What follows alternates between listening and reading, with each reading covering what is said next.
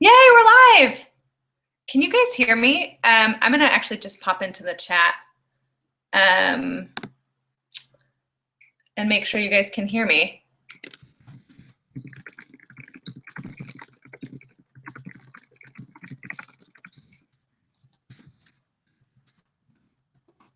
Actually. Oh, there I am. Yay! So I know sometimes really it takes people, oh good, you can hear me. I've been having really bad issues with my sound recently, so I'm really glad you guys can hear me. I'm gonna take a few minutes and let people trickle in. I know sometimes, it's like 11 o'clock and people are like trying to get on, and it's actually 10:59, so we can wait just 1 second.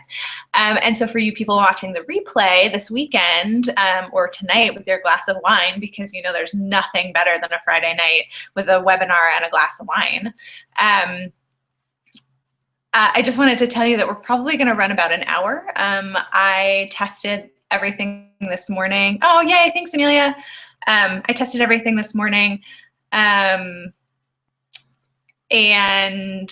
had a lot of content, so I had to kind of drill back a bunch of stuff. So some stuff got cut out just because we won't have time. But if you have questions, if there's anything that I miss or don't explain thoroughly enough, just write it down. And then you can either email me if you're watching the replay or just pop it in the chat. And I'll talk about that in a second once I actually start the webinar. Oh, hey team. So what I really recommend you to do right now, because this webinar is only, I'm not gonna send slides or anything after this. It's just gonna be a live chat. I have slides, but I'm not gonna email them because I don't even actually know how to do that. But grab a notebook, grab a pen, take some notes.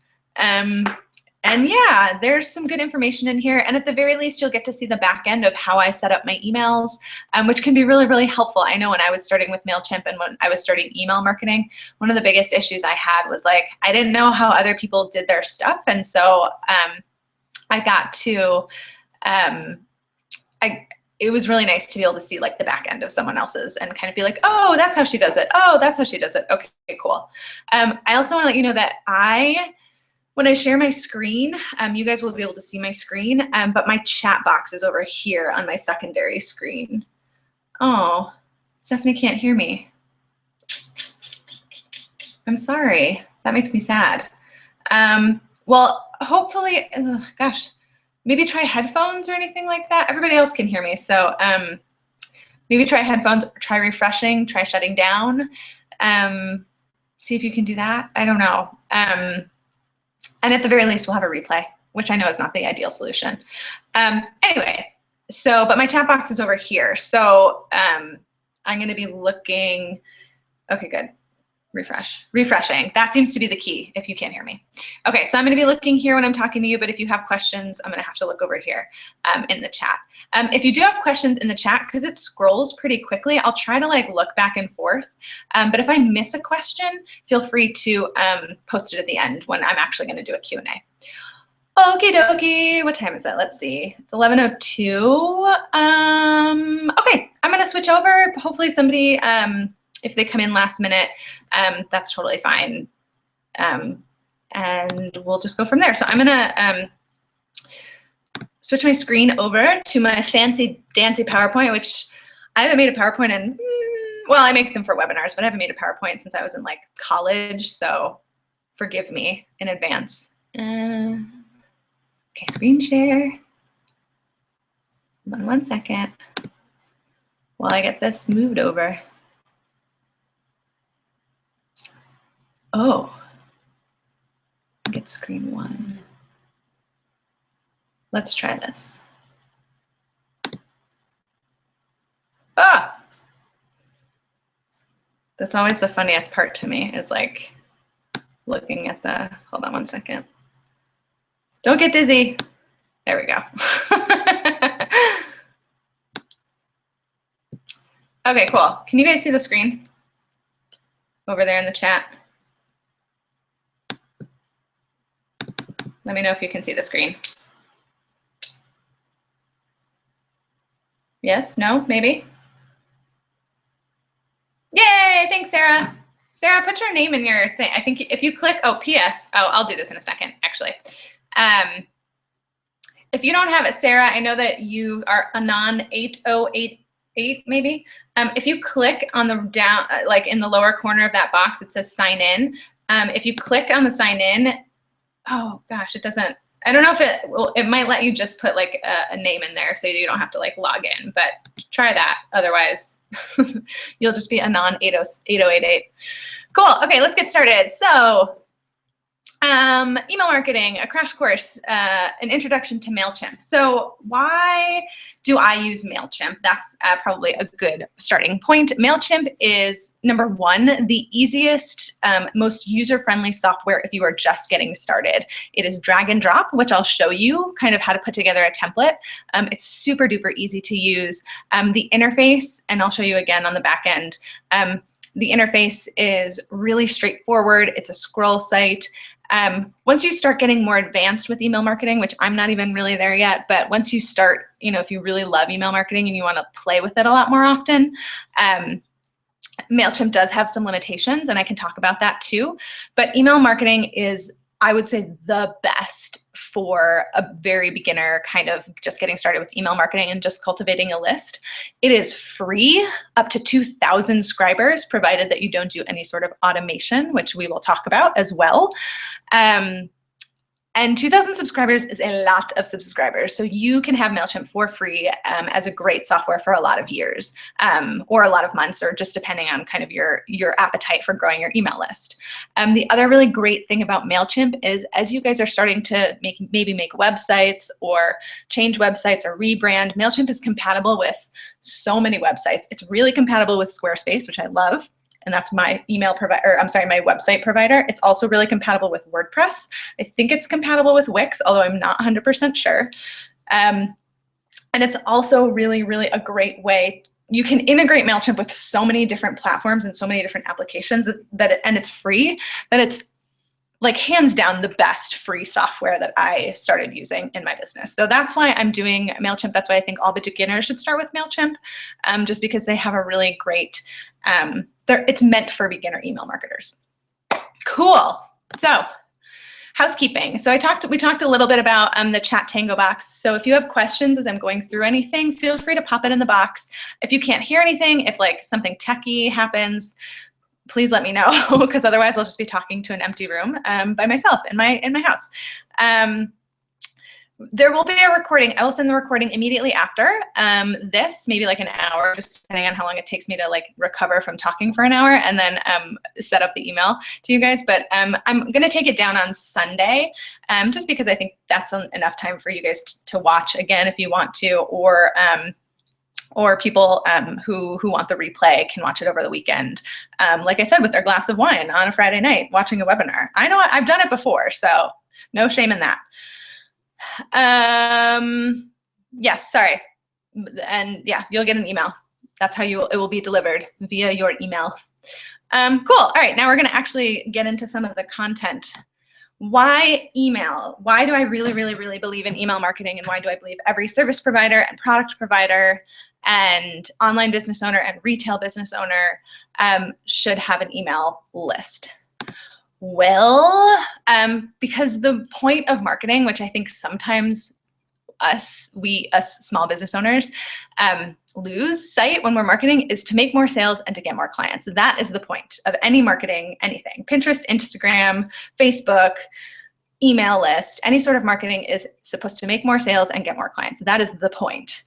But you can't just do that with an email, right? You can't just I couldn't just send an email tomorrow to everyone in the Boss Lady Bash and be like, hey, buy this thing that I just made. Because, I mean, I could, but like that wouldn't be great, because I wouldn't be showing the value, I wouldn't be cultivating a relationship, and we'll talk about all this kind of stuff going forward. But so, number one, email is the doorstep to your potential clients and customers more than any other gateway. So the one thing about email, and maybe kind of as you continue your work day to day, is that people are always in their email constantly. People are checking email. You know, when your business is slow, you're like hoping that an email is going to come in and maybe like you'll get a sale or someone will buy a product or want to hire you.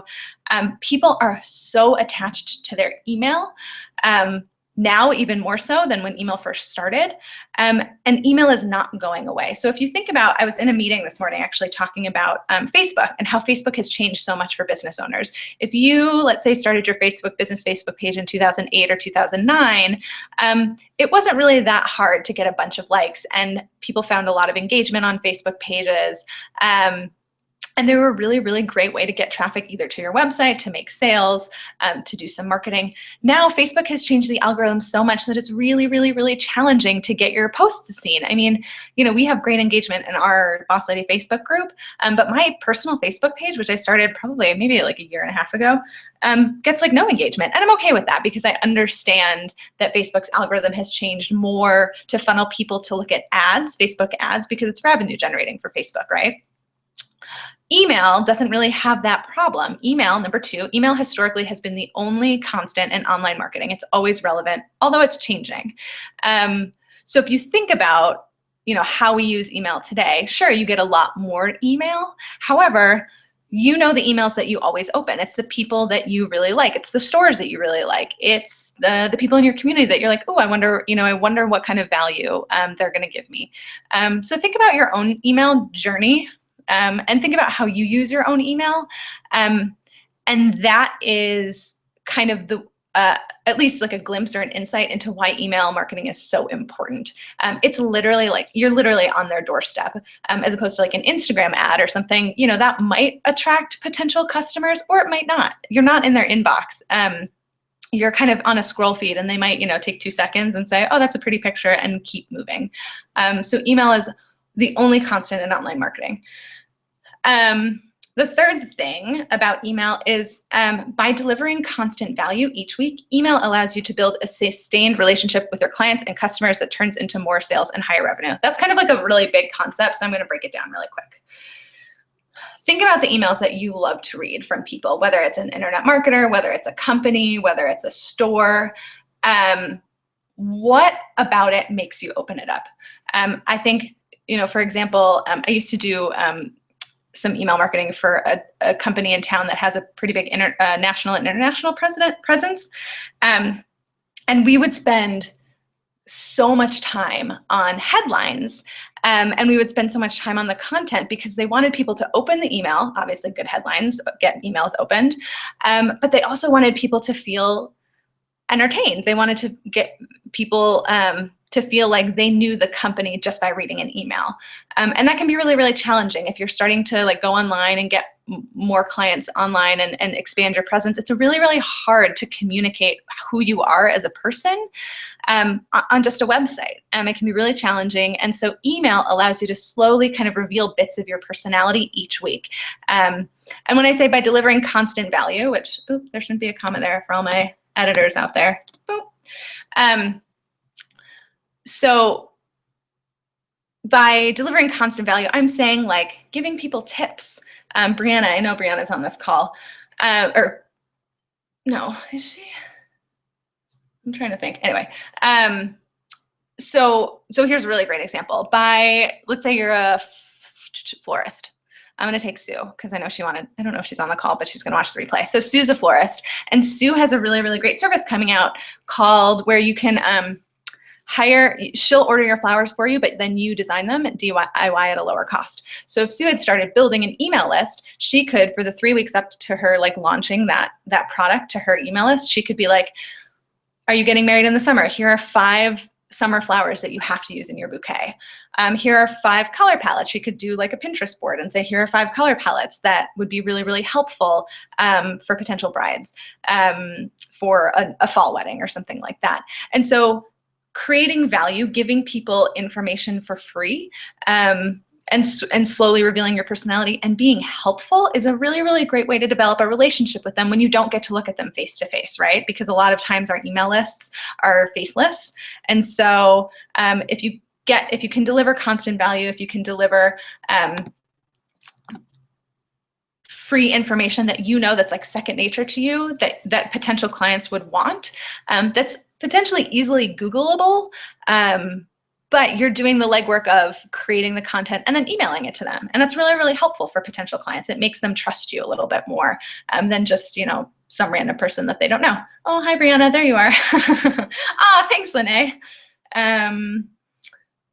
Anyway, oh, Firefox work, good. I'm glad, Stephanie. I'm so sorry. You know what's so funny is like Google, as an aside, Google Hangout, which is what this platform is on, rarely works for me on Chrome, which is weird because it's a Google product. So anyway, moving on.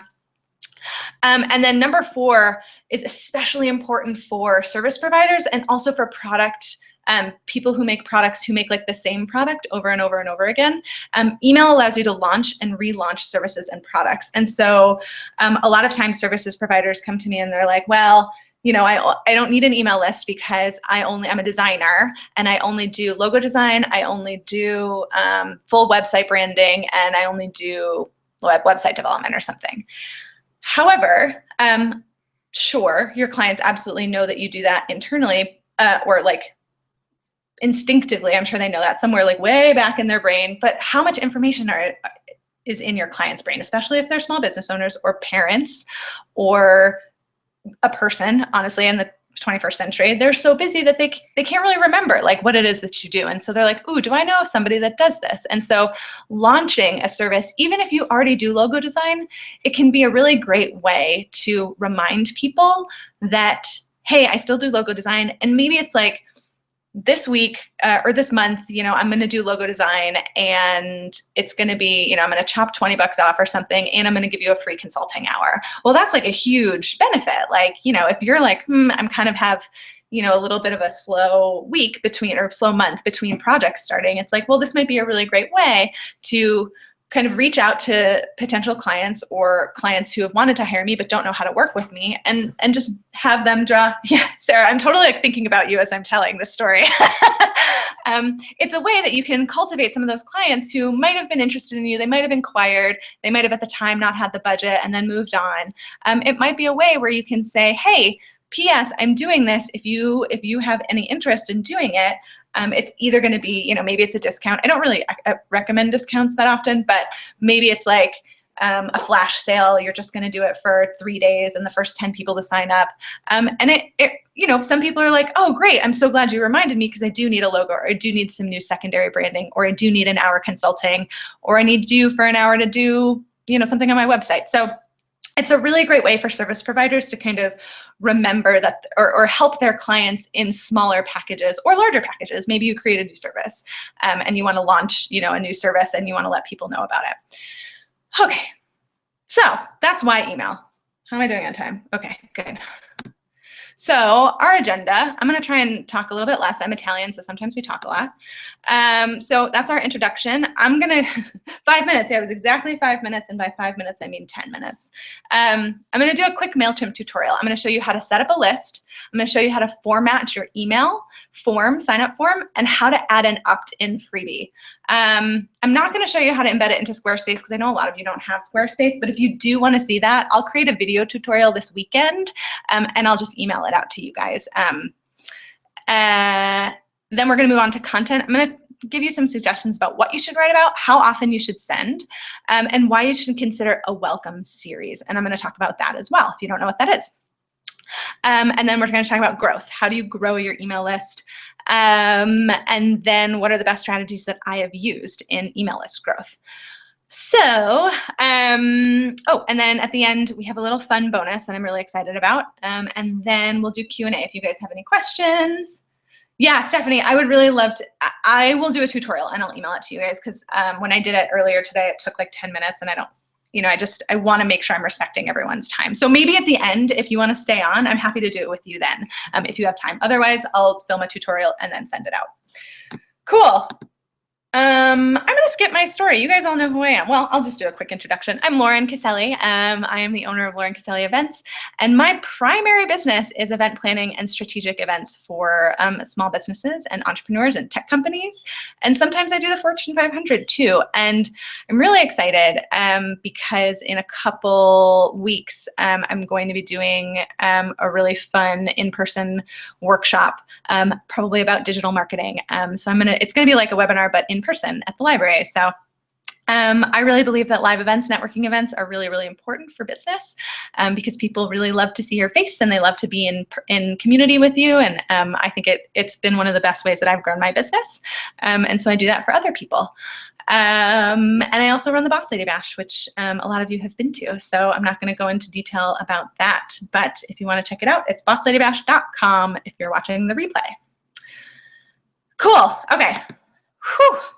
So hopefully you've taken some notes. Here are some notes some basic truths to start about email. Feel free to take notes if this is helpful. Number one, service providers will need fewer people on their email list than product makers. So that's just basic. I mean, as a service provider, you need fewer clients than product people need. You know, if you make products and you're selling, Stella, I know hopefully wanted to watch this replay, but she's baking today. So if you're baking bread, you know, you obviously can't sell, you know, a $500 loaf of bread. It's, you know, it's just different. So when you're thinking about how to grow your email list and when you're thinking about, you know, how to place it and how to get people on your email list, as a product provider, you will need just more people. That's just how it works. However, as product providers, you probably get more inquiries because you have lower priced things.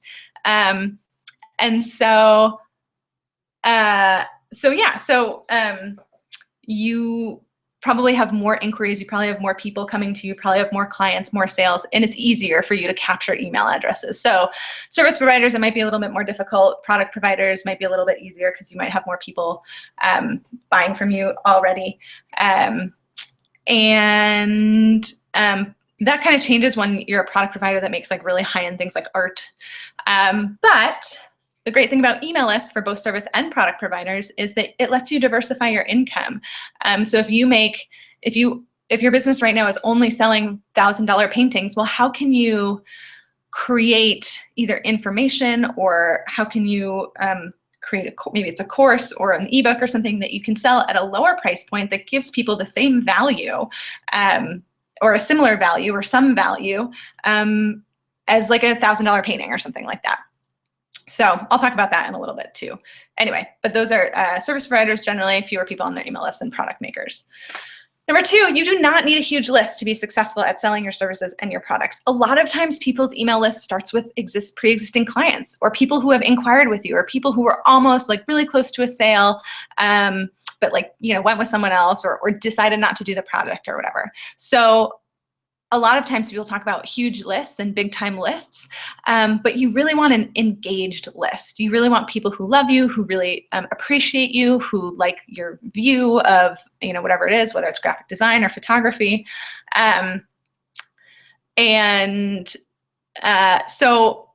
So you don't need a huge email list, but you do need a really engaged email list. That's why when people are like, I have 20,000 people on my email list, that's really, really great. But at the same time, if people aren't opening your emails, if they're not reading, if they don't even really care about you, it doesn't matter if you have 20,000 people. Number three, every business blogger, nonprofit, consultant, solopreneur, maker, and creative can use an email list. I can't really go into today how all of those people can use your email list. But I'm happy to answer some questions in the Q&A if you have specific questions about your business. And I can make some recommendations in the time allotted. And then number four, the goal of every email you should send out should be, how can I give my list more value today? And how can I be of service? And I probably shouldn't even use the word list. Maybe I'll use like community, because list makes it seem really impersonal.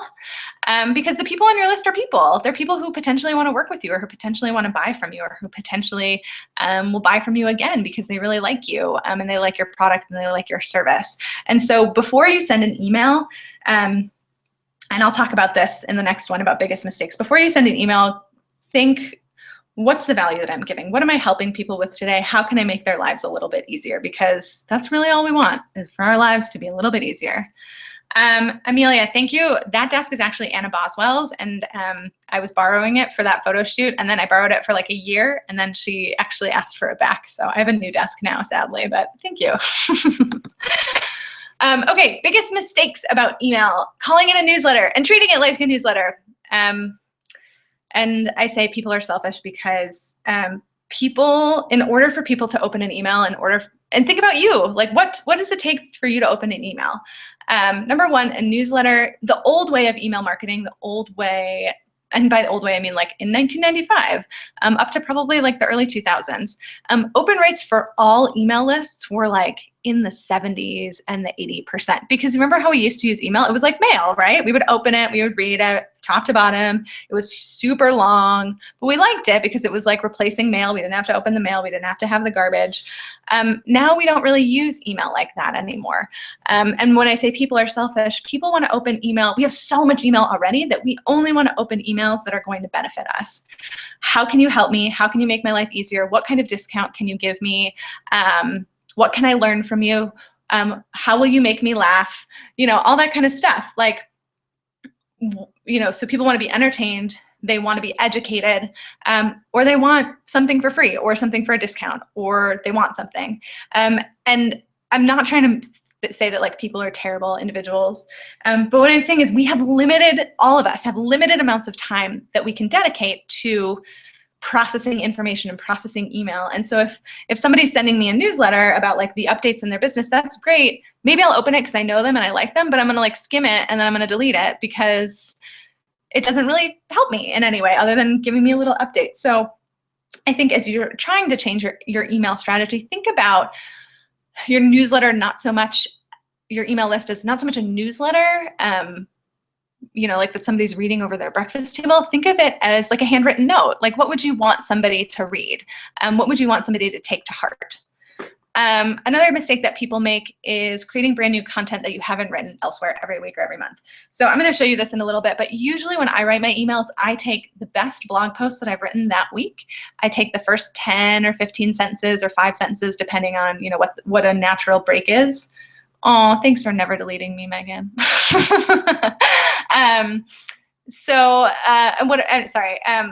And creating brand new content that you haven't written elsewhere. Sorry, I lost my train of thought. So creating this brand new content, what I mean is like people think, oh my gosh, I'm already blogging, I'm already doing Instagram, I'm already pinning to Pinterest. Now I have to add an email. I would say if you already do a blog post or if you've already written a really good email to a client, this is another one that I like to do. If you've written an email to a client that like kind of helps to educate them about a process, I usually turn that into a blog post. Obviously not with their name or anything like that. I kind of make it more informational. But then what I do is I just take like the top half of that blog post, I put it in my email, I make it more conversational and like I'm sending it like personally to the email list. And then I say like, click here to read more. So it's not like I'm putting the whole post in the email, but I give them a little teaser. And if it's like, oh gosh, I want to read more about this. Okay, let me click and read the post. Or it's like, okay, great, that's enough for me. I'm going to move on. So you don't have to be creating brand new content every single week. Sometimes you might, if you're, like I said, launching new services or something like that, or reminding people of the work that you do. But you don't have to create brand new content every single week or every month. Another mistake people make is not having a goal every time you send your email. And again, I'll show you this on the tutorial, but goals don't have to be big things. Sometimes my goals are join the Facebook group. Sometimes my goals are follow me on Instagram. Sometimes my goals are join this webinar. That was my goal for the email this week. I wanted you to join the webinar. So think about your email as having, this is something that we call dead ends. And this is another thing that we can talk about for websites too, because a lot of people have dead ends on their websites. A dead end email is something where you give content, but you don't ask anything in return. And the ask doesn't have to be huge. It doesn't have to be like, give me $1 million. It can just be, hey, if you liked this email, share it with your best business friend. Or if you liked this email, forward it to someone who you think could use this information. And so getting your audience comfortable with being asked things is a really great way to prime them when you make bigger asks, like, hey, I'm launching a new service, or hey, I have room for 3 more clients for the next 3 months. Those are bigger asks. And so getting them comfortable that you'll be asking at the bottom of your email something of them, and that it's a two-way relationship is kind of a good way to prime them for bigger asks. And the fourth mistake, thinking that you don't need an email list because you're a blank. A lot of people tell me, I don't need an email list because I'm a blogger. I don't need an email list because I'm a photographer. And what would I do with email? And what I say to that is email is about diversifying your income. And what I mean by that is, as an event planner, I can only take 4 clients a year. And now and I can also take some consulting clients. But if that was the end all be all, I would have no clients. Like if I was literally like just trying to sell consulting services every week nonstop, I would, first of all, I don't think I would have time to do that many. And number two, I wouldn't like it that much. I like doing consulting because it's fun. I like talking to people. I like helping them, but I don't like to do it all the time. But what I do really like to do is I like to teach people about how to plan events. And I like to teach people about email, like example, email marketing. I like to teach people about email marketing. And so creating an email list captures not only your highest clients, the ones that are going to pay you $10,000 or whatever to revamp their website, but it also captures clients who maybe don't have a ton of money to spend, but they might have some money, and you could create something for them, whether it's a $50 ebook or a $20 email script or a $200 course with you, and it cultivates, it's a way for you to share your information and share the knowledge that you have and potentially reach a lot of people at lower price points. So it's not like you're discounting your services and saying, hey, okay, I'm a graphic designer and now I'm going to trade my time for my money and do logo design for $50, because that would be beneficial to no one. But you're saying, hey, I'm going to do an email course, or I'm going to do a webinar, and I'm going to charge $30, and maybe if 20 people show up, that's, I get to make a decent amount of money to teach people something that's really easy for me that they can do themselves at like kind of a lower price point. Does that make sense, Sarah? Oh, sorry, Sarah, I'm picking on you unintentionally. Okay, tutorial time. All right, let me go pull up my tutorial of my Mailchimp. Whoa, okay. All right, so I'm going to, sorry, I was looking for Tara to make sure she was on the email list, and she is. Fantastic. Okay, so I'm gonna actually log out and log back in. So this is Mailchimp. See you later. Here's the Mailchimp. If you haven't signed up, sign up. Please do that. If you have signed up, you might, and if you use a different email provider, that's totally fine. Some of this is very, very similar. I know that people who use, I think Mad Mimi is another one that might be really, really similar. I don't know if Constant Contact is similar. I haven't used it that much. I do know that Campaign Monitor is really similar to this. So there might be some like technical tweaks that are a little bit different, but it'll be largely the same. Okay. So when you log into Mailchimp, if you've sent a campaign, it'll show your dashboard. So it'll show your open rate. So the last email I sent, which was 15 minutes or 20 minutes, an hour ago before the webinar, it was opened by half of you, and it was clicked by 16 of you, which is awesome. So it shows your open rate, it shows your list, it shows your click-through rate, which is really interesting. The other nice thing is it shows the industry average right here. When you sign up with Mailchimp, it'll show you, it'll ask you to put yourself in kind of a category, but it shows you your industry open rate. And so this is obviously really a different email list. Like this is not my weekly one. This is, you guys are really interested in this webinar. So obviously like the open rates and the click-through rates are gonna be a lot higher. It'll show you your list growth, kind of how your list grew. I think this is actually this is all lists. So you can also filter it by each individual list if you want, so that you can kind of see how things have grown. But these are like all of the lists that I have, which is interesting. I would recommend, if you're gonna do some if you're interested in stats, which I'm not gonna talk about stats very much, but filter it by email list. So my general opt-in newsletter or my Boss Lady community, those are like my two bigger lists. And then it shows you, I don't think I've ever looked at my top 5 campaigns, but whatever. Anyway, so that's your dashboard. I rarely look at that. I usually move on over to lists. So what paid service do I have? Oh, I have the automation service, which I will talk about. Thank you for that question. What's your name?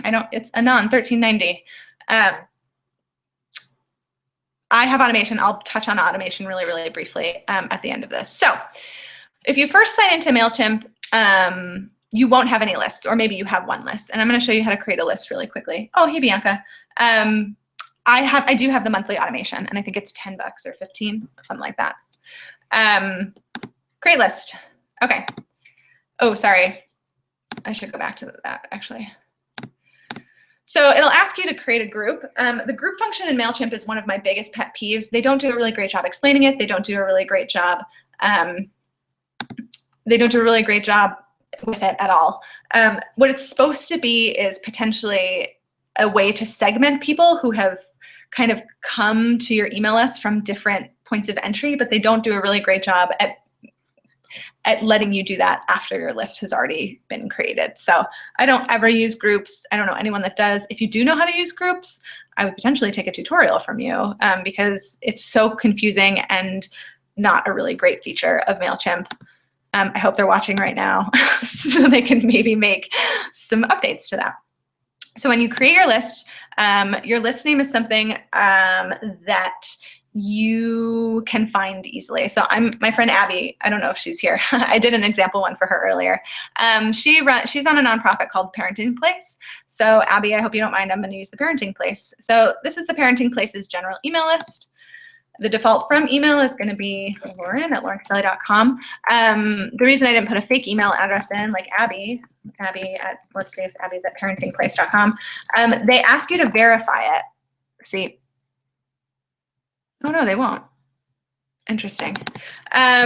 When I was first, I don't know if this is true. Anyway, but when I was first starting, they had me verify my email address to make sure that it wasn't a fake spammy email that I was getting people to respond to. I'm sure if you save it, they would probably make you do that. Default from name, I would say put your first and last name for brand awareness or your business. So Stephanie, I know you're Penland Design. So that's a good way to just make sure that you have brand awareness. Second question, are you showing a dashboard or free Mailchimp? Oh, I'm on free. Whoever was asking, this is free. Oh, Abby's here, yay.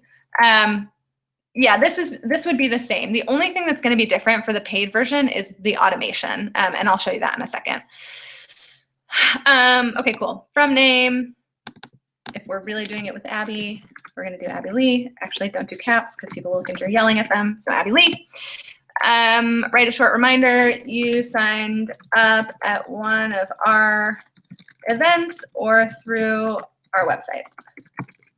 Usually people don't care that much. Sometimes they'll forget, whatever. And the last thing is that you absolutely have to put an email address. Put a physical address. If you don't, I've seen people who don't actually put their physical address, and that's technically illegal.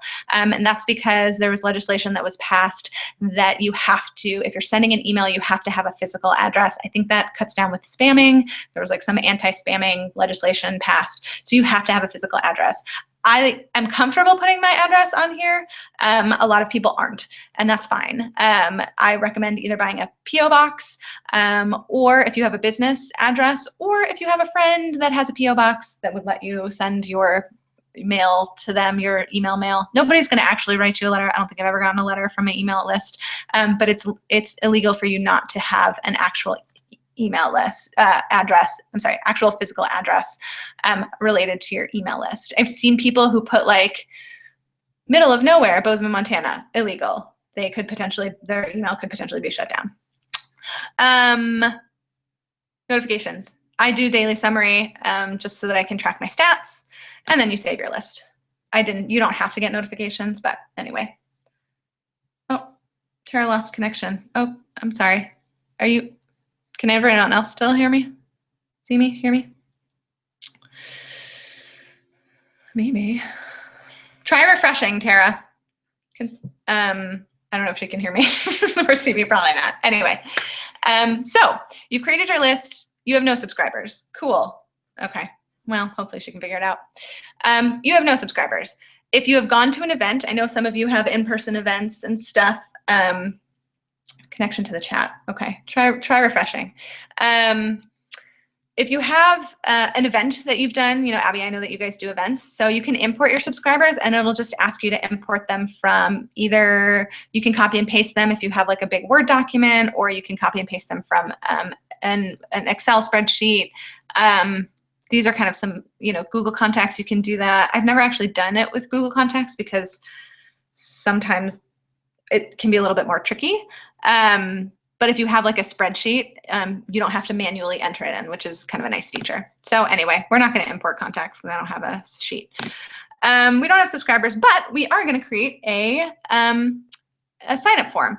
So if you are watching this webinar and you do not have a website, you can use this email general form that I'm going to show you as your beginning of a website. I know a girl online that didn't have a website for months and months and months, but all she did was create an opt-in form. She bought her domain name. She forwarded her domain name to her opt-in form and basically wrote a note that was like, I'm redoing my website. In the meantime, sign up with your, with your email, your name and your email address to get updates from me and when I'm starting to take clients. This is also a really good way if your website is kind of in transition. I know nowadays you don't really have to have that lag, but if you're building a new website, this is another really great way to kind of be like, hey, the website's not done yet, but sign up to know when it goes live. Because I use Squarespace, I don't use any of these. I don't use embedded forms. I don't use subscriber pop-up. I don't use form integrations because Squarespace does that within the website. WordPress is a little bit different. I don't have as much experience with WordPress. I only use WordPress for a year. But I know that if you are using WordPress, you would want to do an embedded form at the bottom of your website to get people to sign in. I'm just going to cover general forms today though, so bloop. General forms. So I'm going to show you how to do a general form, and what a general form looks like is I'll show you. Let's see if I can. Actually, I'll show you after I create it. So this is how we're going to get people to sign up for our Parenting Place general email list. So you're going to go to this box. You're going to make sure it's under sign up form. Thank you. Mailchimp does have plugins for WordPress. I thought they did. I just wasn't sure. So you're going to go to sign up form. This is going to be the sign up form URL. So this is really, really important for you to have and to copy and paste and to keep somewhere because that's where you are going to forward people when you want to get them to sign up for your list. And usually that's either like on your website, you can link to it. And there's a couple ways, obviously with plugins and things like that on your website, but we're not going to do that right now because that's like next steps. So this is ugly. So I'm not a great designer, but I know that like that does not look good nor inspire me. So I would say click on use image and then you can just upload your logo. I don't have a Parenting Place logo, unfortunately, but I do have my own logo. So you're going to select your logo. Sorry, mine's already in here. I'm going to go back. So what you would do is you would upload, boom, find your logo, upload it. And then it would show up here, and then you would select it. Here it is. Okay, cool, great. You can edit it, do some like minor edits. And then this is actually really important because it took me probably 25 minutes to figure this out. And I don't know why it's more obvious, but I like everything centered, and I think most people like everything centered. So in order to get your logo centered, because if I just, actually I'm not gonna do it, but in order to get your logo centered, scroll down, open this little arrow, scroll down, hit align, hit center, save and insert image. Oh, that is so much prettier, right? The next thing I would do is add a little message and say, thanks so much for your interest. If you have an opt-in freebie, my opt-in freebie is for the Boss Lady Bash is the networking series, and you can see that right here. Hold on one second, I'll show you. So you guys can see this.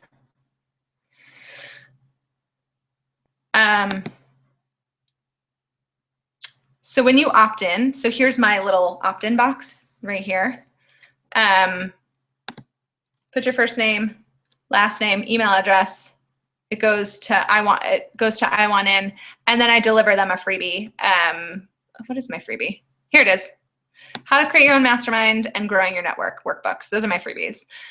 So if you have a freebie that you want to do, that you want to send out to people, let's say, I'm going to use Sarah again because I'm so familiar with her business. So Sarah, if you wanted to do a freebie that's like top 10 mistakes you're making on your website or something, design mistakes, which could be like a one-sheet infographic that people love, I would say, thanks so much for your interest in joining my community. Drop your email below and grab your copy of top 10 design mistakes at your making. If you're a nonprofit or if you're the Parenting Place, something around how to make your donation, I don't know, how to write, what do people want to know when they're donating to the Parenting Place? You know, maybe not necessarily about your programs, but what's going to benefit them. So as an entrepreneur, like obviously top 10 design mistakes, I want to know that. I want to know the design mistakes that I'm making on my website. Thinking about like a nonprofit or something and who the target audience is. For Parenting Place, maybe it's something like, you know, top 5 ways that you can use your tax write-off to donate. I don't know. Whatever. That's probably not that exciting. But thinking about something, you know, maybe it's like top 10 ways to declutter your home and in the process finding things to donate to the Parenting Place. That might be a really good one, Abby. Top 10 parenting mistakes. No, we don't want we don't want people to be sad about their parenting. But maybe something, how to declutter your home and like give, you know, things that you find that you don't need to the Parenting Place. That might be a good one too, because it's helpful because people love organizing information, love organizing. Anything about organizing, people like want it so badly. And then also it kind of plugs you guys a little bit. Anyway, moving on. Save and close. So now here's, you know, a little bit of information about what you're going to get once you sign up. Email address, first name. I don't really think you need a last name. If you want it, you can have it. Otherwise, you can click on it, click on the field that you don't want or you want to remove. Click over here to delete, type the word delete, oops, and we're off to the races. Bless me, sorry about that. I say my best strategy, keep it as simple as you possibly can. You know how many times we all fill this stuff out. As simple as you possibly can is wonderful.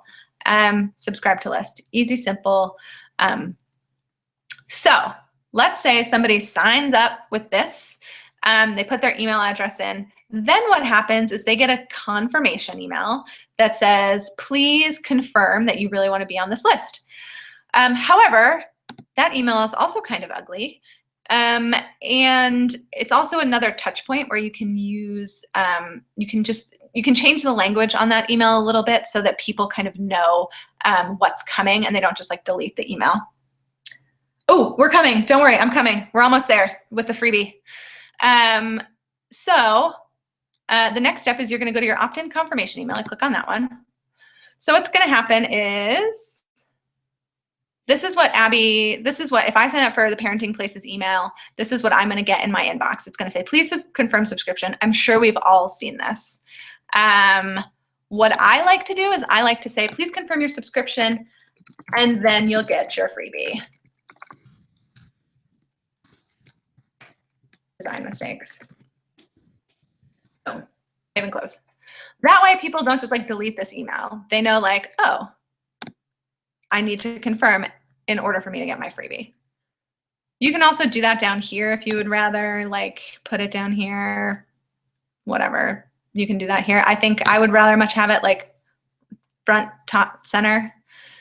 So then they click yes, subscribe me to the list. And then here we go.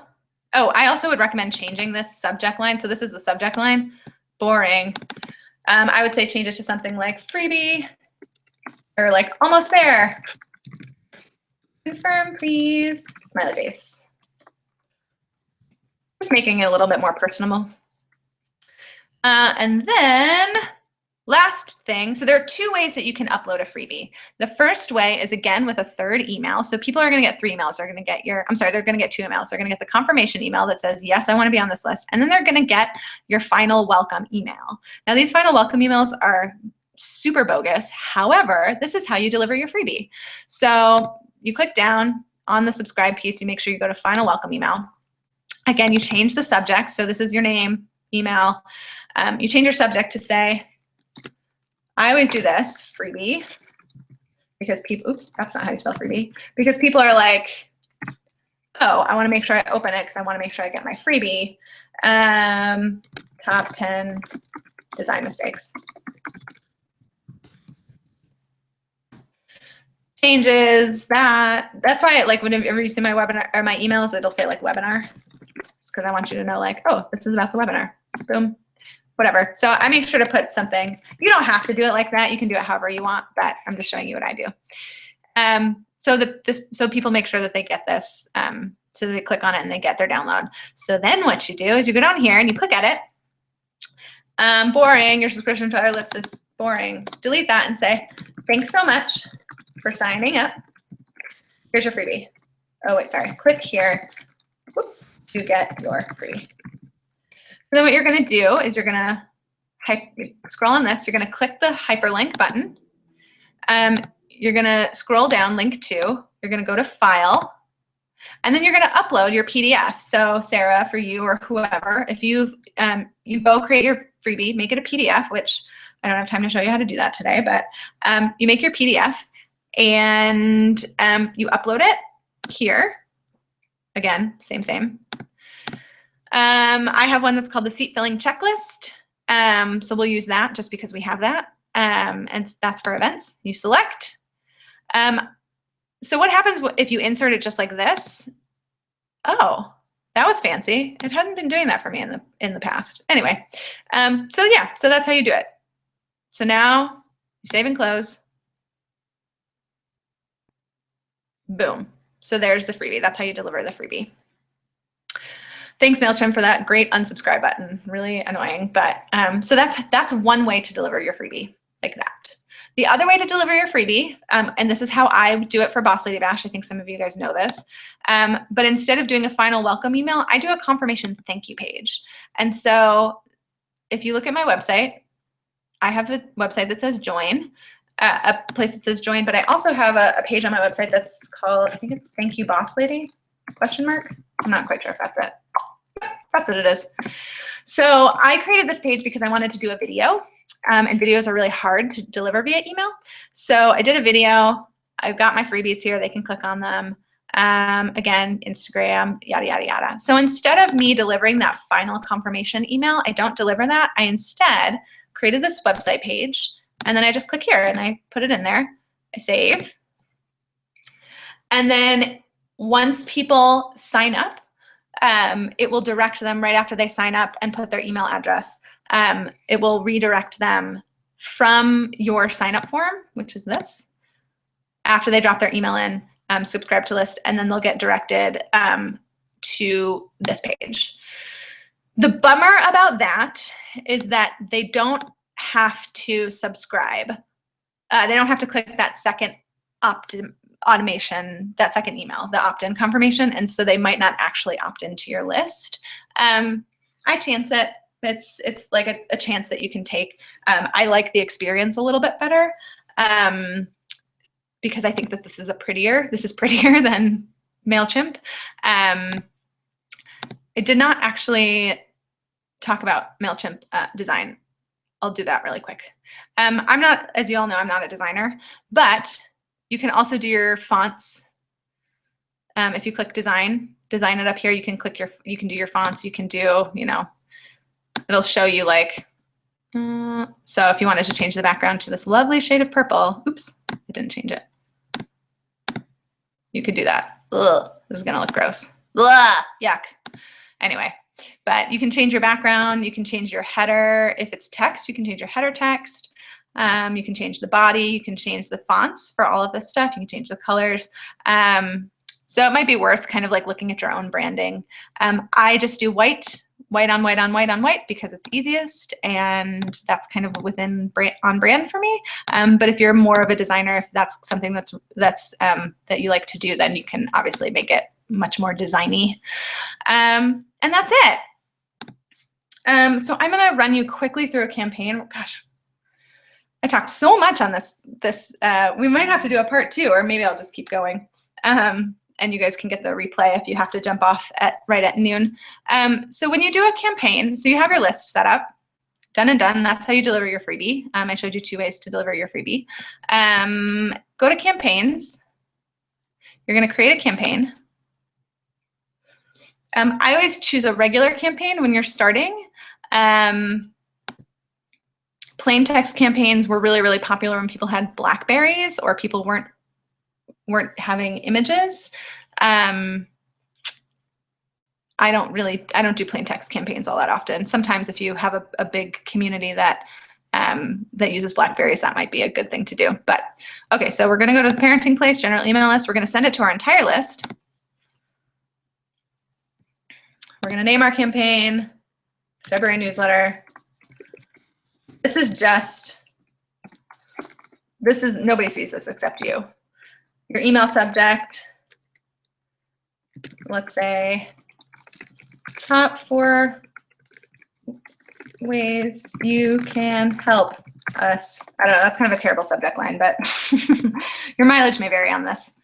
That's your email subject line. This is your from name, it's already in there, from email address. And then I don't use any of this stuff just because I don't use I'm not a statistician, so I don't really use, I don't do all the stats. If you wanted to get really nerdy, we could kind of dive into that, but I'm not going to. Next. So if you've never created a Mailchimp template before, you're going to be taken to something like this. I really, really highly recommend, I'll show you my template so that you can see it, but I highly recommend that you have a basic header and then text below. That's usually the easiest. I like one column, and the reason I like one column is if you think about mobile, 50% of my emails are read on mobile. So if you think about mobile, people, you don't want like a bunch of columns because it's gonna like throw your formatting off. I know that like when you're on mobile, it might not be as big of a deal, but I would much rather like on the main screen have it be a lot cleaner and a lot nicer looking than have for all formats than have a bunch of like, weird stacked photos and things like that. So this is what happens. You will come here, they will give you a basic template design, and then you can go from there. Once you do your first email, I highly, highly, highly recommend that you go up here and you do save as template, so that all you have to do once you have your like main email with like your header and your logo and like your content and your social media sharing, is that all you have to do every month is like just pick the same template over and over and then change the words and the images. The other thing that's really, really nice is once you do this, you can enter preview mode. And so you can see what it's going to look like on a desktop. You can see what it's going to look like on a mobile. And you can see what it'll look like in your inbox. I don't think I've actually previewed the inbox one, but that's kind of fun. But anyway, desktop and mobile, I think, are your most important ones to see how those show up. So we're going to get out of our preview mode. I'm going to go and show you my template because, oops, is that going to? Let's go back here. Sorry, I'm going to show you my template, and I'm going to show you why I do my template the way I do it.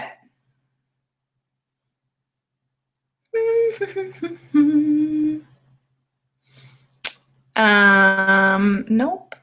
Sorry. I'll go to a different campaign. Nope. We'll do this one. Okay. So here's my template. Number one, the thing that people always forget is this little box up in the corner, in the upper left-hand corner.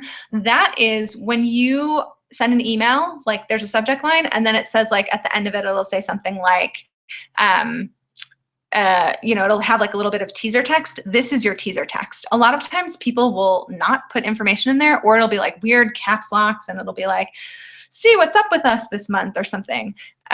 Just make sure that you're making this relevant to whatever your email topic is.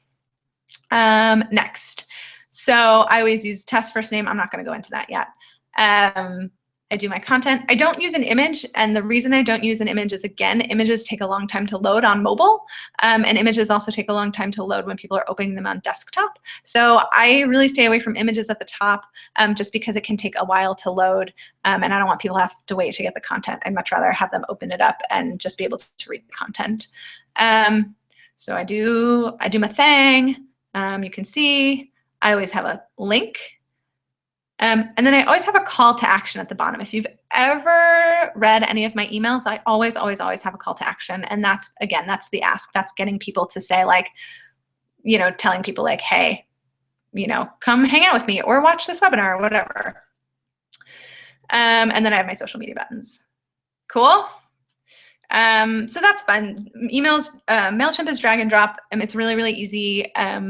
If you have questions about this, we can answer that in the Q&A, but I'm going to just boogie on and do some talking about content. and what you should be writing about, some tips on what you should be writing about, and then we can do some ways you can grow your email list, and then we will do a quick Q&A. Cool? All right, moving back over to this. And write down any questions you have about the tutorial. Let's talk content, okay? What you should write about. So anything that's valuable for your list, but some big things that are really, really common are a top 10 list. Top 10 things that your clients need to know about what you do so that they could potentially do that themselves. The secret is that your clients might do one of the things. They don't have time to do all 10. So they might do one and they're gonna be like, wow, this is really nice that you sent us a top 10 list of things that we should be doing. Behind the scenes, if you wanted to show them kind of like how you do what you do, maybe it's, you know, a really simple graphic design trick. How I did it, those are really popular. People really love, you know, how you built your business or how you know, depending on who your clients are, they really love to know how you did something. So a personal experience story or a series about how you did something is really good. Again, how to do XYZ. Literally like anything. How to do, for me, you know, how to do a webinar, how to get started with email marketing. Link roundups, that's another really, really good one. If you're really stuck for content, link roundups are one, because you're basically doing the research for them. You're basically saying like, here are 5 links that I really, really love about fundraising, if you're a fundraiser, or about small business ownership, if you're a small business nonprofit, whatever. Link roundups are really, really good. People love that kind of stuff because we all love to surf the internet. 80-20 rule. 80% versus 20%. 80% should be content.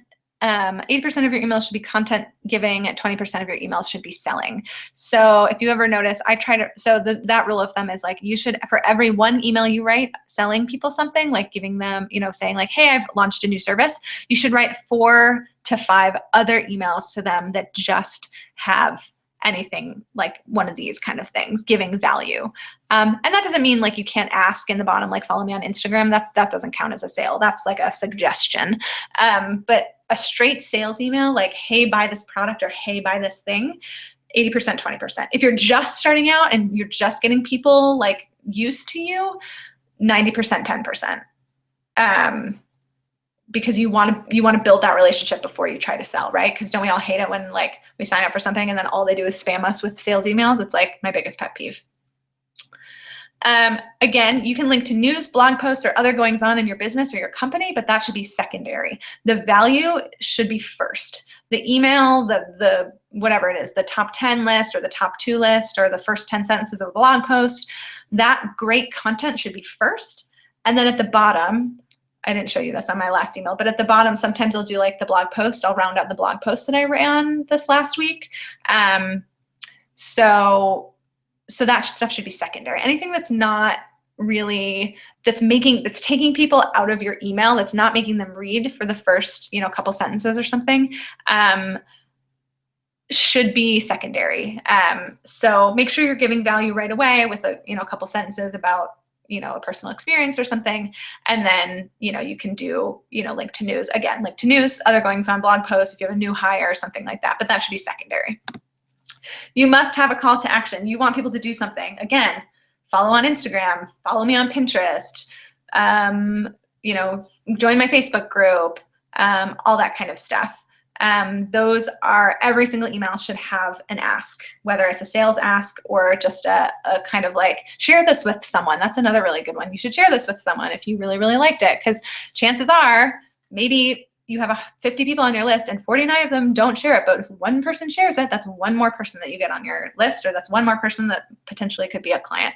That's what we call like word of mouth. And I actually did this backwards. I showed you how I formatted my emails, so we're gonna just skip that part.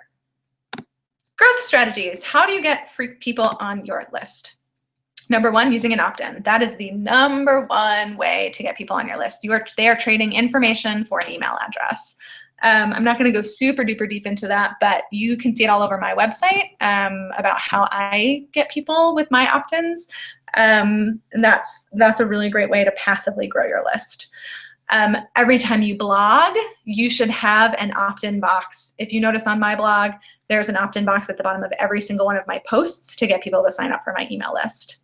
in your Instagram or your Facebook profiles. My Instagram link is 99% of the time, if I'm not selling something, if it's not like I'm not selling Boss Lady Bash or I'm not selling a product, 99% of the time, my Instagram link in my profile is joining, is the link, the EE Pearl kind of like link to the opt-in form. Again, with live events, I love this. If you've ever been to one of my free events, you know that I love doing live events and getting people in the room and taking their email address and saying, thank you for coming to this event and now you're on my email list. And people like it because they like to know when the next event is. I'm not going to talk about content upgrades, but content upgrades, that should be like a whole separate webinar.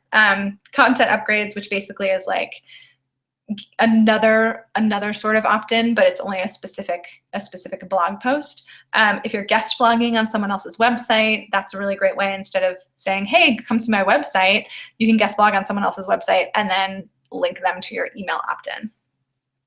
So those are just some quick strategies. So the last thing I wanted to tell you, because I love email marketing and because people have asked me so many amazing questions about email marketing over the last probably 6 months, I am offering strategy sessions for email marketing. It's called Be an Email Boss. If you want to check out the website, it's bossladybash.com/email. And it's a 1-hour one-on-one strategy and work session to kickstart/revamp your email marketing. And so what I'll do is I will basically, if you liked this information, if you're like, oh my gosh, this is so helpful to get me started, what I'll do is I'll sit down with you and be like, okay, let's talk about who your client actually is, and let's talk about how we can structure your email marketing, your email list, your email, maybe you're trying to grow your list, so let's like, I'll help you do some strategies. If you're already like, I know exactly what I want to do, I already know how to format my list, I already know how to do all of the stuff, all of the techie stuff, the list stuff, but I just can't sit down and write an opt-in. I will sit down with you and we will write an opt-in, and at the end of the hour, you will have your opt-in, which like, these sessions are $75 for an hour. Like literally, I don't think you could pay me to just write an opt-in $75. And the reason I'm doing this is because I really love email marketing, and I have so much knowledge about it, and people ask me about it all the time, and I'm like, I just need to like create something where I can actually help people do this. So it's 1 hour of time. It's $75. If you and I'm actually going to start offering this on my website on the Boss Lady site as a thing. If you guys buy before Sunday at 5 p.m. when the webinar comes down, it'll be $75. Beyond that, I'm going to do a launch next week of this service. It's going to be $149. So it's going to almost double in price. So if you really loved this, if you were like, oh my gosh, thank you so much for these strategies, and you really want to work with me and you want to revamp your email and you want to really get started, I'm happy to sit down with you for an hour and really help you drill into your ideal client and get some of these things that might feel a little overwhelming tailored more toward your business. We can do it over the phone. We can do it in person. It's really whatever you like. The other thing I should mention, which I don't mention up here, is I'm only taking 10 because, and actually technically I guess now I'm only taking 8 because I not accidentally, I told someone about these and that I was doing this, and they were like, oh, I'd like to buy 2 of those. So now I only have 8. So yeah, so I anticipate that these will probably sell out before Sunday. So if this is something that you're like, oh my gosh, I really need to get started and I need help and I need someone to do the work for me because I cannot sit my butt down and do the work, you really need one of these because we can tag team it. You can do what you do best, which is photography or design or whatever, and I can do what I do best, which is knowing how to reach your audience and knowing how to write something that will get them to opt in or do all the tech setup if that's something that you need help with. Cool. So just go to that website, www.bossladybash.com/email, and you can be an email boss. We'll be email bosses together, and you can sign up. Once you do sign up, if you snag a spot, once you do sign up, I will send you an email within by tomorrow with a questionnaire. I'll send you a questionnaire. And what else am I going to send you here? I'll pull it up so we can look at it. Oh, here are things we can cover. Complete setup of your Mailchimp list, 5 to 8 topics you could write about for your freebie, plus assistance in outlining or writing your freebie, analysis of your last 3 emails with suggestions for changes and improvements, how to create a welcome series, which I didn't touch on because we didn't have time, Or if you just want to sit down and ask me questions, I can give you the best answers that I can possibly give you. Or you can do any and all of the above, whatever you really, really need. So let's move on to Q&A. And I'm actually going to switch back to my face. Ooh, we only went 5 minutes over. So if you guys want to stick around and do some Q&A, I'm going to stop sharing my screen. And we can do Q&A. Yay, I'm back. What questions do you guys have for me? Do you have questions about content? Do you have questions about literally anything? I'm an open book. I'm happy to answer any questions. If you have questions about doing about going through your site and where you can put opt-in freebies, no, I don't give the outline, but I'll give you the replay. But I won't give you, I don't send out the slides. But I'm happy to give you the replay. Just because, yeah, I don't know. The replay, it should be good. Take some notes. Yeah, I just don't, yeah, I won't send out the slides. Do you guys have questions? Anything about, like, another thing, here we can go through the website too. My website. If you want, I can show you how I do my opt-ins. I can show you how to do a pop-up box. Or I can just, oh, okay. I'll talk about where to put it on your site. Okay, there's a couple places you can put it on your site. If you go, I'm not going to share my screen right now because I like talking to you guys, but if you go to laurencaselli.com and you haven't been there before, you'll see that there's kind of a terrible, I actually need to figure out how to change this. There's a pop-up box. That pop-up box actually opens up a little too quickly. I would say 10 seconds is probably better because nobody's going to opt into your website if they don't know you. So it's kind of just annoying. Let's see. I would say you should definitely have it on your homepage. A lot of people have it above the fold, which above the fold means when you log onto a website, it's what you see before you do any scrolling. So a lot of people do theirs above the fold.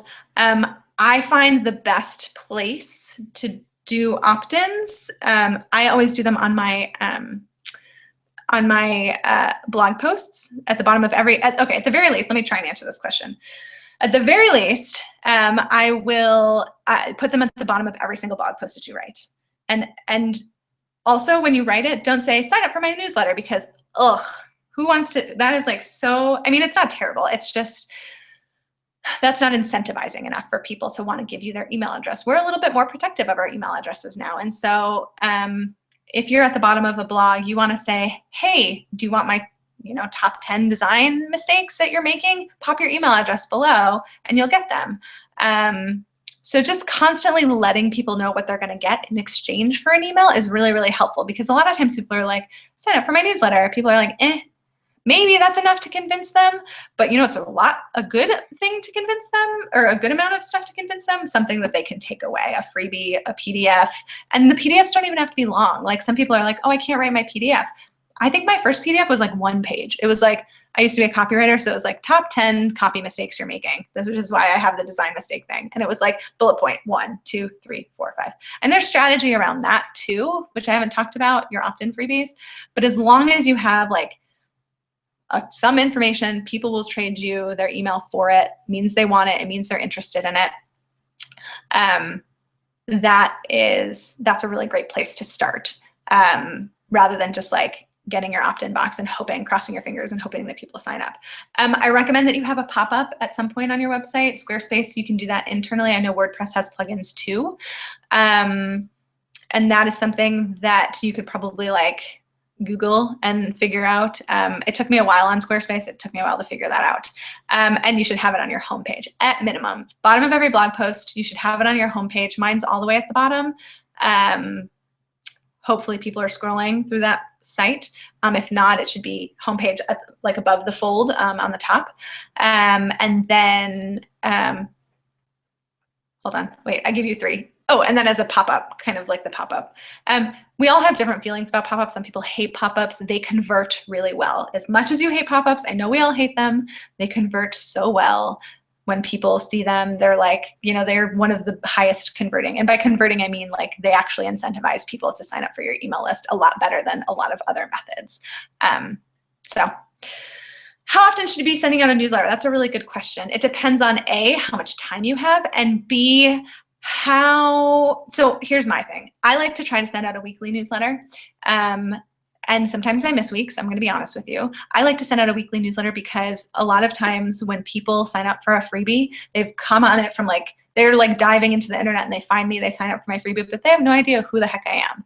So they forget for who I am. They're kind of like, oh, right, I want this freebie, so I'm going to sign up for her newsletter, but I don't really know who she is and I don't really care. So I try to send once a week so that after they get my freebie, they're hearing from me more often. This actually happened to me. This girl, it was like I signed up for her newsletter, but I didn't mean to.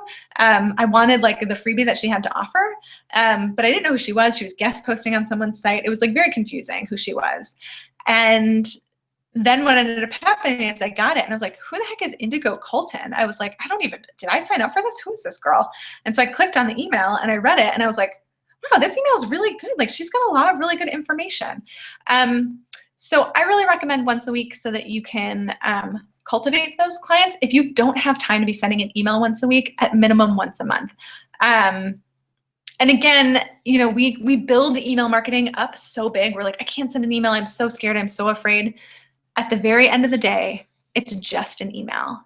And when I send emails to you guys, I literally will be like, okay, who am I channeling today? Okay, I'm going to write an email to Stephanie. Okay, what does Stephanie want to hear today? What does Sarah want to hear today? And so I just really try to like pretend I'm just writing to one person because that lets me hit the send button a lot easier than, oh my gosh, I'm sending this out to a list of 300 people. And what if they don't like it? And what if they have a typo and blah, blah, like, who cares? I've had people email me back and be like, you have a typo in your email. I'm like, well, it's already out there. Like, what? Sorry, it was 11 o'clock at night. I wasn't thinking. My brain was dead. I'm sorry. Too late now. I encourage you to do once a week. The other thing, actually, I'm going to do this. I'm going to show you quickly a welcome series. I'm going to answer Bianca's question here in a second. Do you recommend having a name for your emails? What do you mean, Bianca? Can you clarify that? Do I recommend having a name for my emails? Like when I'm organizing them in Mailchimp, like when I do can you clarify that just a little bit? And then I'm gonna flip my screen back to my welcome series so I can show you guys what a welcome series is, since you're still here. Hold on, let me flip my screen.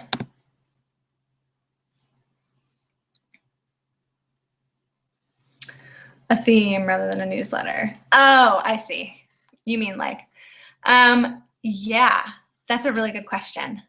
I just really hate calling it a newsletter because newsletter like brings up so many like weird words for me. I think it's like, I feel like I'm like gonna sit down and be like, oh, let me read my like paper newsletter.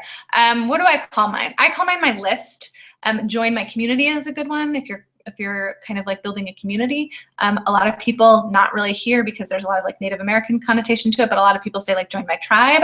I have a client, Molly, who calls her community her joy tribe. Maybe might not be the best in Montana. Yeah, I would say those are great things. Bye, Sarah. Those are really, really great things to think about. Like community, that's a really good one. List is another one, or you don't even have to call it anything. If you're like emailing email marketing to parents potentially to do like, birthday shoots or anniversary shoots or things like that, you can just say, sign up to get something perfect for you, what you should wear, if you, things to wear, or like how to do your hair, or, ways to do your makeup, or things like that primarily women, I'm sure, are going to be booking, photography services, maybe some men. But gosh, that is the one thing whenever I do any sort of shoot that's not like a wedding, or like I'm the focus of it, I'm like, what do I wear? How do I know like what to wear? What's gonna look good outside versus what's gonna look good inside? So if you wanted to create, there's your freebie opt-in. Please do that because I will sign up because I want that. Yeah, I can just say, I usually just say on my own website, I usually just say, sign up to get my freebie and to get weekly updates about events for my event list or about boss lady stuff, business ownership, things like that. So I don't really even like call it anything. You can call it a community. That's good. I'm going to flip my screen and just show you guys quickly the my autoresponder series for Boss Lady Bash. Automation. I know I promised I would show you this. Automation. So what automation is instead of sending that email like I showed you, sending the like putting the email freebie, you can still do that, but putting the email freebie in that kind of like final thank you email. What I do is people still get their freebie, and for Boss Lady Bash, they go to the thank you Boss Lady page. Gosh, I'm so tan in that photo. Anyway, they go to the thank you Boss Lady page, but then in order for them to continue knowing about me and to continue, hearing from me, I have a whole, it's called a drip campaign or a welcome series, whatever. I have 3 emails that go out. The first one goes out one day. Oops, let me go back so you can see it. The first one goes out every day at 6:30, but it goes out like one day after, I think. It goes out like, 24 hours after they've already signed up. So I send them an email that says, welcome to the Boss Lady community. I'm so glad you're here. Here's your freebie, if you haven't already gotten it. And then I talk about myself. I just say like, this is who I am, just FYI, like just a little bit about me. Also, don't forget to download your cheat sheet. And then I kind of have a little call to action down here, which I might change. Because really what you want to do is you want to be cultivating people. You don't really want to be selling them yet. So I might actually change that. So my first email is welcome. This is who I am. Number 2 is another series. It talks about the download. And then I give them, again, this is about content or value. So what is it, like 5? I think it's called like my top 5 tips. What is it? It's like top 5 tips to take to your next event. So it talks about networking, maintaining eye contact, not selling, first name, remember the first name, after you meet them, send a thank you email, blah, blah, blah. Again, here's my call to action. Noah Montana Boss Lady, forward her this email. Insert all the emojis here because I'm silly like that. So again, you see like I'm always thinking about this when I'm creating my emails. Like content, this is value. Here are my top 5 networking tips. Know someone who might like this, send her this email. And then the last email I send is, oh, hey, Julia. Oh, shoot, sorry. And then the last email says, here are the tips. This is how you can create an event. And then this is kind of my third pitch. This is like a pitch email. So, after people, it's just alerting people of my services and yada, yada, yada. So that's a welcome series. You don't have to sell in any of them. You could just kind of be like, this is who I am, introduce yourself. But that's kind of the point of a welcome series. It's so that people don't forget about you if they've just kind of found you on the internet, signed up for your email list, and then just maybe you don't send them an email for 2 months. And then they're like, who the heck are you? Like, where have you been for the last 2 months? I forgot about who you are. And that's happened to me before. People, like, I've signed up for their email list, I've gotten a freebie, and then I hear from them 3 months later, and they're like, I'm launching a course. I'm like, who are you? I don't even remember you. So that's what a welcome series is. Cool.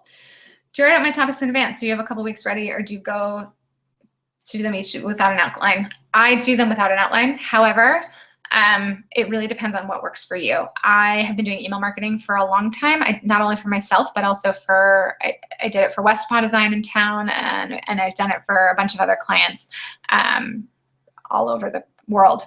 I personally, let me switch back to video. I personally don't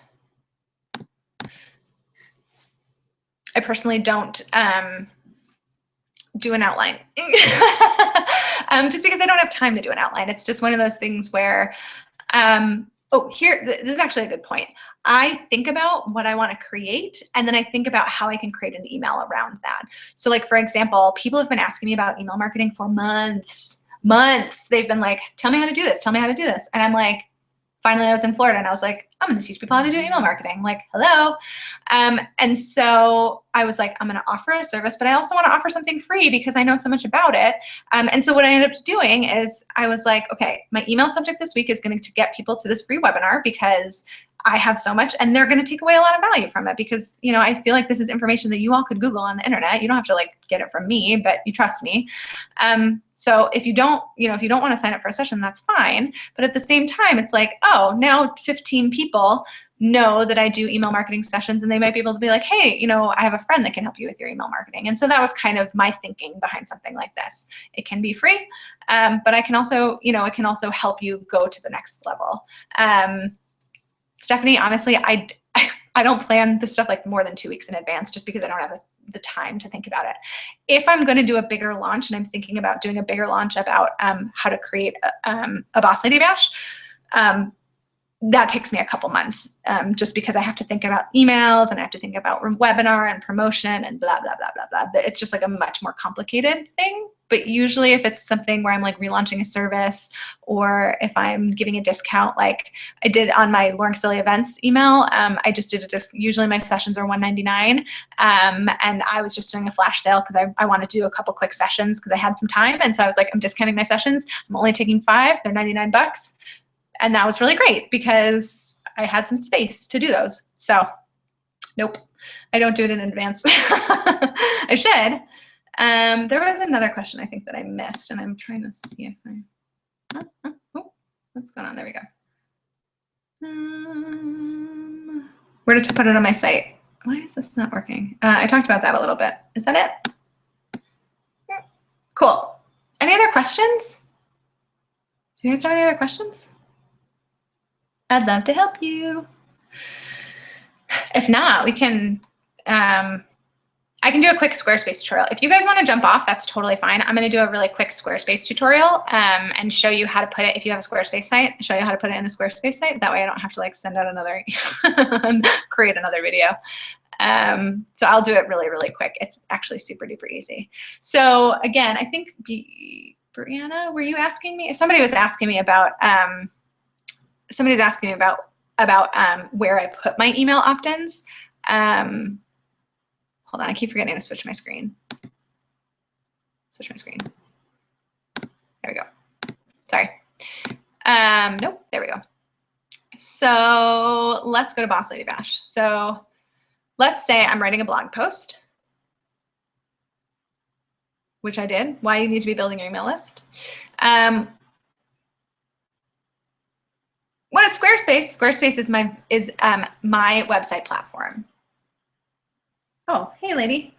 Squarespace is my website platform. So that's, some people use WordPress, some people use Wix. I use Squarespace. I love it. I think it is the most, you're watching, this website is embedded, or this webinar is embedded in my Squarespace site.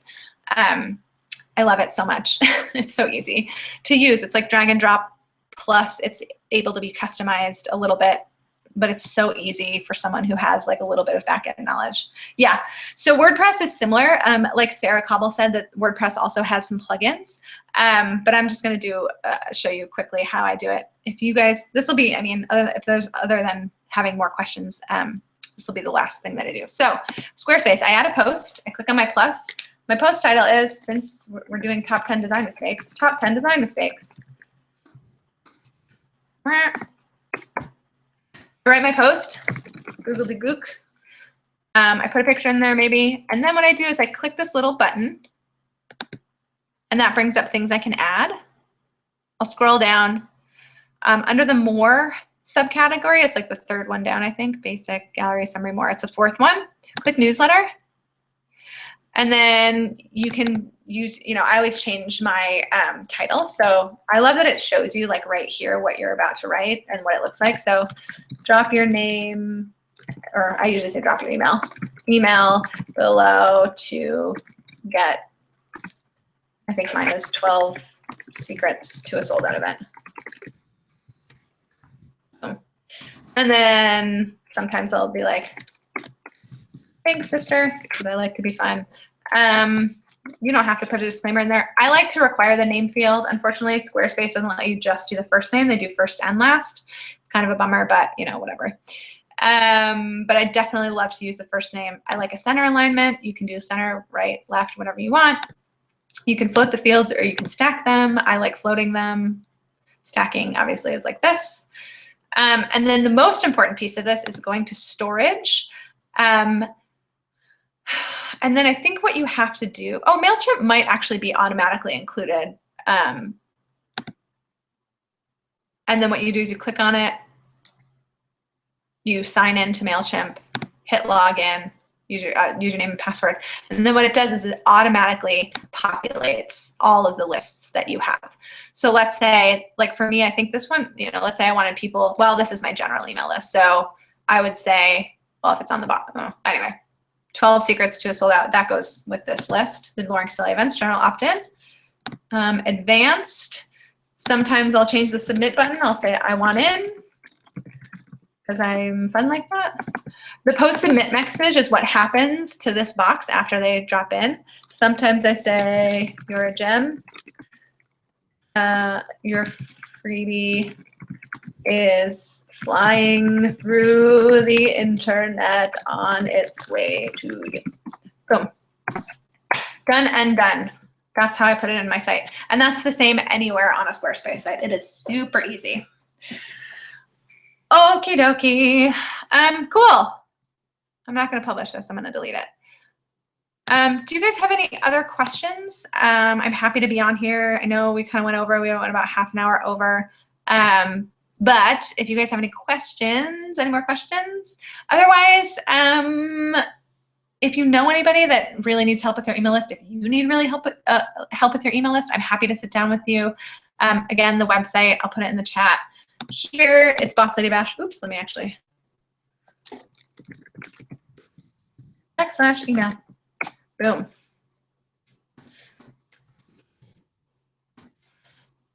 And I'm only doing these till Sunday. So if you're like thinking about it, nope. I'm back. Only till Sunday.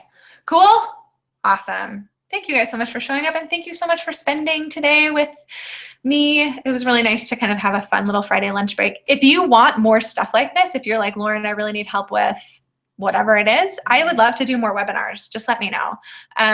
Send me an email, laurencaselli.com. I would love to do more of them. They're fun for me. I really love doing them, and I love being able to help you guys, and I really love to know what you guys are struggling with in your businesses. Oh, thank you. Cool. Awesome. I'll talk to you guys soon. Bye. Have a wonderful, wonderful Friday. And like I said, replays up till Sunday. I'll send you an email. If you have any questions, send me an email, and I'll talk to you soon.